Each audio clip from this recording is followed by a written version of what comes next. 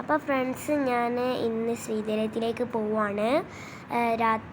കുറച്ച് രാത്രിയെല്ലാം ആയിട്ടുണ്ട്. നമ്മൾ UBC ബസ്സിൽ കയറിയിട്ട് നമ്മൾ നേരെ മൂവാറ്റുപുഴയിൽ പോകും. അവിടുന്ന് KSRTC ബസ് എടുത്തിട്ട് അപ്പം അതിൻ്റെ ഇടയ്ക്ക് ഞാനൊരു ക്രിസ്മസ് അപ്പൂപ്പനെയും കണ്ടു.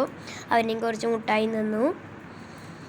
അപ്പം ഇനി കുറച്ച് സമയം കൂടി കഴിഞ്ഞാൽ നമ്മളെ ബസ് വരും. ബസ്സിൽ കയറി